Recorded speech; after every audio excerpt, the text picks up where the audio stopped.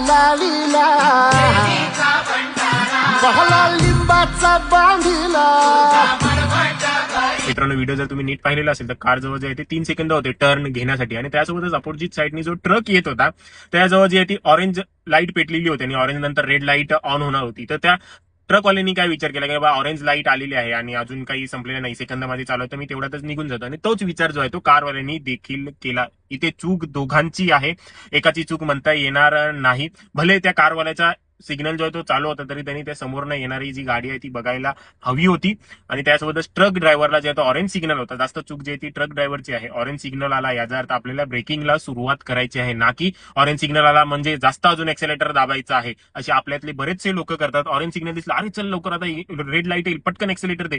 ते चुकीचं आहे. ग्रीन नंतर जर ऑरेंज आला याचा अर्थ तुम्हाला ब्रेकिंगला सुरुवात करायची आहे आणि गाडी जी आहे ती थांबवायची आहे. आणि तसंच जर ग्रीन नंतर मग ऑरेंज होते तेव्हा मग तुम्हाला जे आहे ते तयार व्हायचं आहे फर्स्ट गिअर वगैरे टाकून पुढे निघण्यासाठी. तर ह्या सगळ्या गोष्टींची काळजी घ्या. सिग्नल वाचवायच्या नादामध्ये स्वतःचं मोठं नुकसान करून बसू नका. असं शहरामध्ये देखील बऱ्याचदा घडतं, जसं हे यांच्यासोबत झालं. यांचं लक्ष सिग्नल जवळ रस्त्यावरती नाही, तर असं करणं अवॉइड करा. ऑरेंज सिग्नल जर येतोय किंवा कमी सेकंद बाकी आहेत तर अशा वेळेला गाडी जी आहे ती स्टॉप करा. जास्तीत जास्त तुम्हाला 2 मिनिटं उशीर होईल, परंतु जर असा अपघात झाला तर कायमचा उशीर होऊन जाईल.